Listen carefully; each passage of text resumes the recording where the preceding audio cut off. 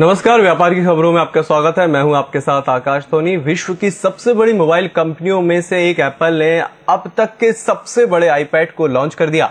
San Francisco में लोगों से खचाखच भरे समारोह में एप्पल ने 12.9 इंच के आईपैड प्रो की घोषणा की है। यह एप्पल द्वारा बनाया गया अब तक का सबसे बड़ा आईपैड है। आईपैड प्रो में एक स्मार्ट कीबोर्ड दिया गया है और एक कलम भी इसके साथ में है, जो एप्पल पेंसिल का ही रूप है। इसमें माइक्रोसॉफ्ट और एडोब की एप्लीकेशन भी चलाई जा सकेंगी। भारतीय रुपयों में हफ्ते के चौथे दिन गुरुवार को डॉलर के मुकाबले बड़ी गिरावट देखने को मिल रही है। गुरुवार के शुरुआती कारोबार में $1 के मुकाबले भारतीय रुपये 31.35 की गिरावट के साथ ₹66.72 पर खुला। विदेशी बाजारों में डॉलर में तेजी के चलते गिरावट आई है। विदेशी मुद्रा कारोबारियों ने कहा है कि आयातकों की ओर से डॉलर की निरंतर मांग और विदेशी कोषों द्वारा पूंजी निकासी बरकरार रहने से रुपए पर दबाव बढ़ा। बुधवार को रुपए में और तेजी नजर आई थी और यह कल के कारोबारी सत्र के डॉलर के मुकाबले 14 पैसे की बढ़त के साथ ₹66.41 पर बंद हुआ था।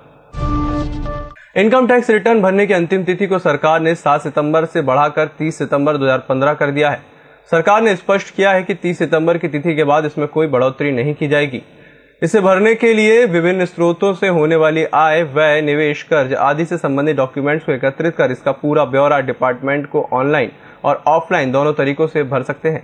इनकम टैक्स में छूट और राहत के मद्देनजर इन कागजातों की भूमिका सबसे महत्वपूर्ण होती है। और केंद्र सरकार ने बुधवार को कैबिनेट की अहम बैठक में गोल्ड बॉन्ड स्कीम को मंजूरी दे दी है। अब एक आदमी साल में अधिकतम 500 ग्राम गोल्ड बॉन्ड खरीद सकेगा, जिस पर सरकार ब्याज देगी।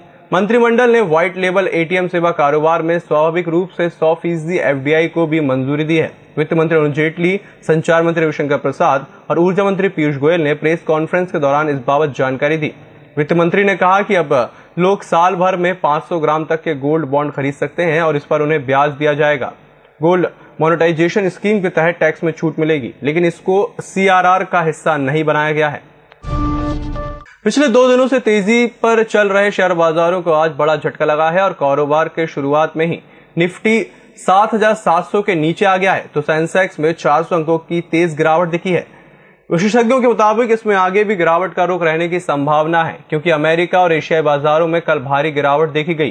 फिलहाल बीएसई का 30 शहरों वाला प्रमुख इंडेक्स सेंसेक्स 403 अंक यानी 1.6% की गिरावट के साथ 25,316 के स्तर पर कारोबार कर रहा है।